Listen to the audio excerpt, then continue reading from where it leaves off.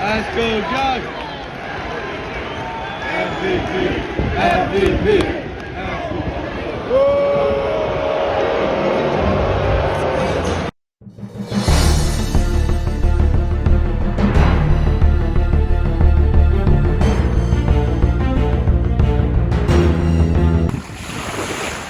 He's out here relaxing, man.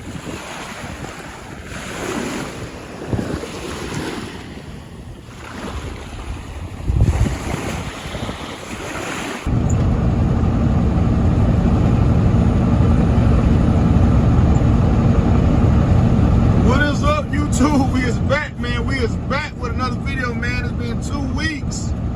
What's up, man? Today is Sunday, October 9th.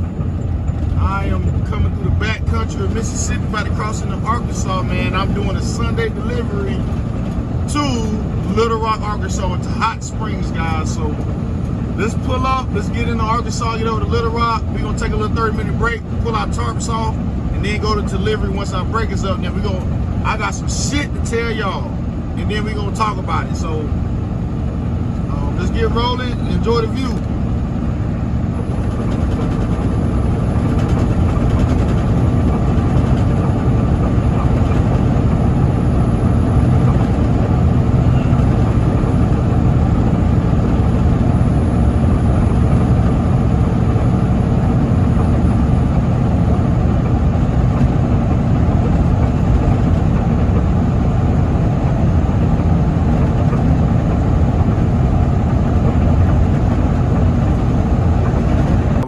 Minute break, and look what I see. My first ever load shift.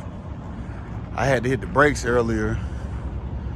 The car stalled out right in front of the truck. I'm gonna try to pull the camera footage, and this is why you gotta have your stuff strapped down safely, because shit like this happens. Luckily nothing came out of place, but it's the load shift right here, man. Damn. All right, guys, we're almost to the delivery. We're 7 minutes away. We're 6 miles to go, 7 minutes away. And man, guys, these are some tight back country roads right here. I mean, there's some nice houses in Hot Spring, Arkansas, guys. If you live in Little Rock, Hot Spring, Arkansas, drop a comment down below. Man, there's some nice homes out here on some acres, man. I'm talking about new construction. Wow. But man, these roads are super narrow, super thin, guys. You gotta be on your swivel. Don't be on the phone, don't be doing none of that while you're going on these country roads like this, man. Because it can go bad real quick if you're not paying attention. So, we are almost there, guys. Let's check in. I don't know if they're going to load me from the street, this highway I'm on, or I'm going to be able to turn in somewhere by the water tower where they're sandblasting the water tank. So, we will see, guys. We will see what this thing has in store for me. But let's enjoy the scenery, guys. It is lovely in Arkansas today. All right, guys, executive decision. They're gonna unload us from the street.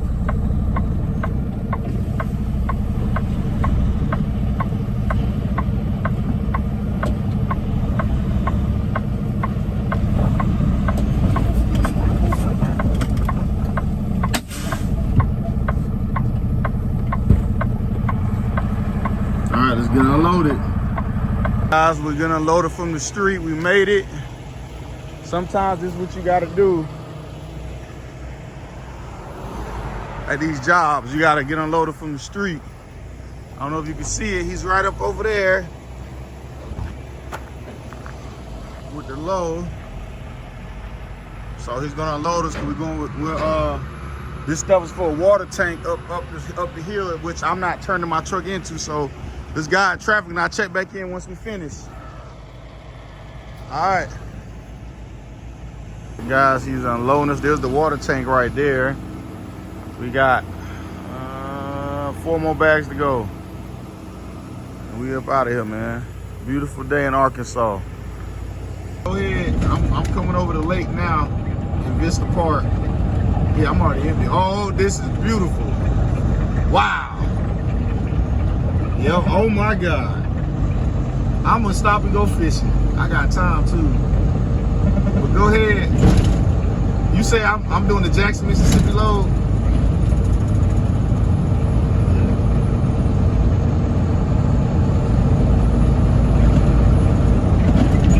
well, that's fine. Yeah, hopefully I can pick up that Meridian load.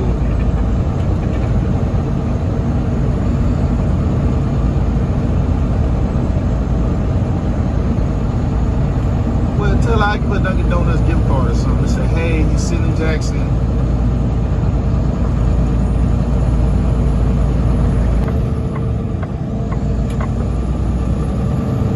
Oh man, Little Rock, the beautiful. Man, oh man, guys. I love the view here, guys. You gotta squeeze the bugs in the window. Man, this is nice over here, man. These houses on these hills, insane.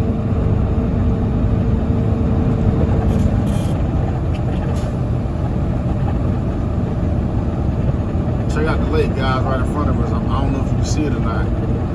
Well, you look at this, guys. Look at this. This is pure natural beauty.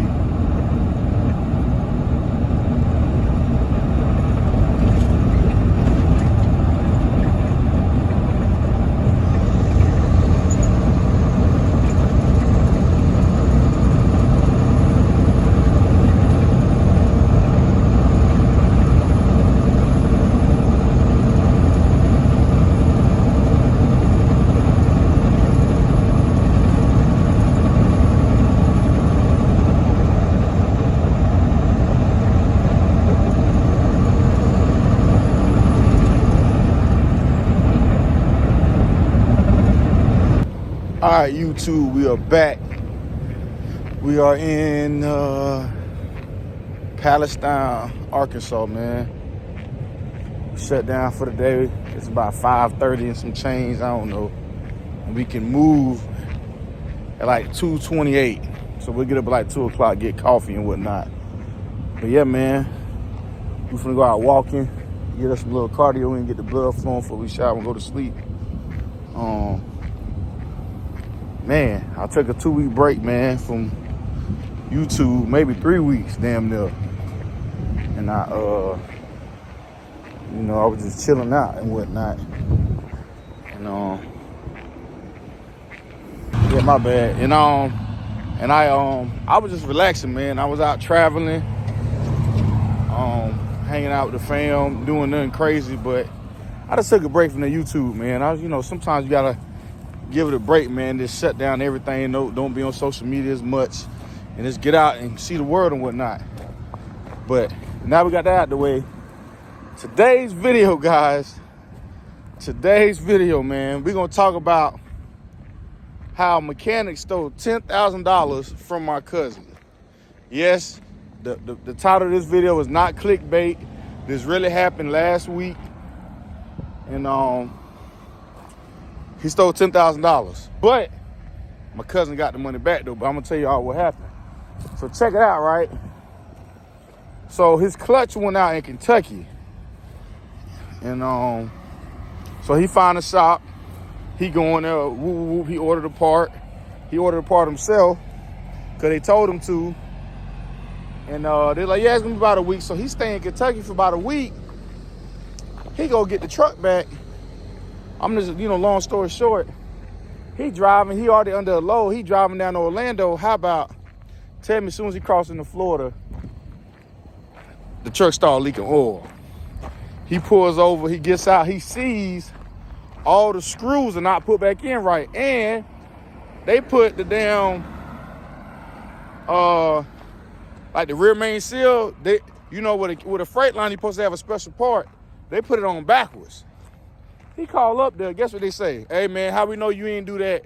Yeah, you got to bring it back up here. And then even when we look at it, you still got to pay for labor.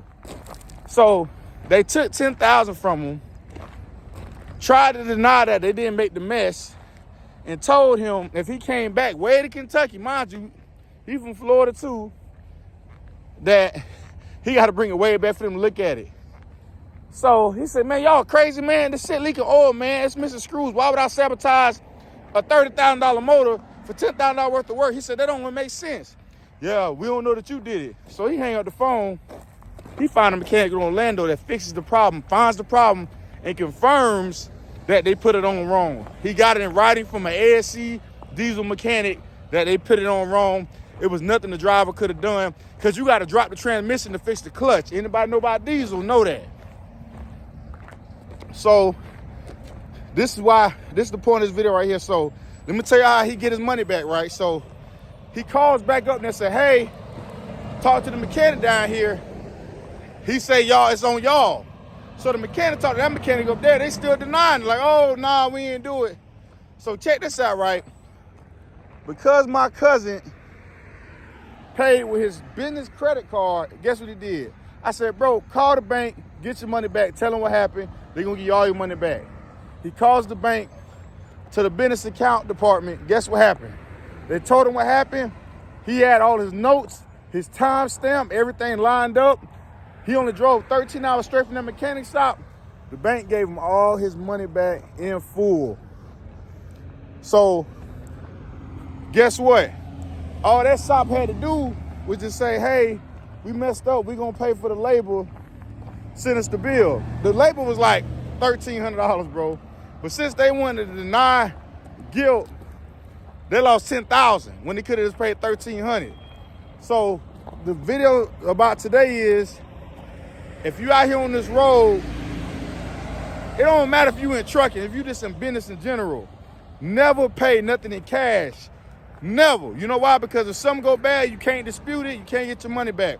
Now, you got some YouTubers on here, Andrew Jackson with these cash-only trucks and yada, yada, yada. Listen, man, he always talking about, oh, where the Migos at with the cash deals, with the cash work. Don't listen to Andrew Jackson, man. Don't listen to him. Listen, man. Pay with a credit card or a business debit card. And that should be anything in life. Once you get past 30 years old, you shouldn't be walking around with a pocket full of money talking about something, I don't believe in credit cards. That's the stupidest shit I ever heard. Pay for shit with a credit card so if something happened, you could dispute it, just like my cousin. Had he not paid, and he paid some under-the-table deal like $8,000, they would have took his money, and he would have been out the money and the label. And the shit still would have been broke. So, you guys got to use your brain. Pay with a credit card. That go for anything in life. And the other part of the video about that is, that let you know that shit bad out here. I just want to let y'all know, man, we are officially in a recession. I seen something on the news that said a lot of these stores like Best Buy, Walmart, Lowe's, Home Depot, they have such a surplus of inventory. They got Black Friday prices right now.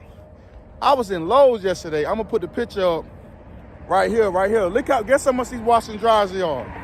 They are 50% off, and it's not even Black Friday.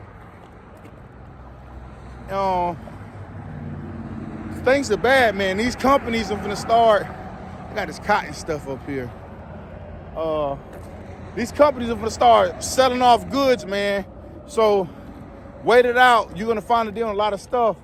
It's so much inventory that they can't make no money because they had all these pandemic pricing with the price inflated because demand was so high. Now people not buying houses, people not renovating because of mortgage rates and loan rates. So if a home remodel loan is high, the interest rate is high, people not finna swap out their whole kitchen no more.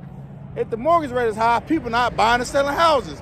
Therefore, it trickles down into Lowe's and Home Depot. They can't sell their inventory. They done order all this shit and they can't sell it.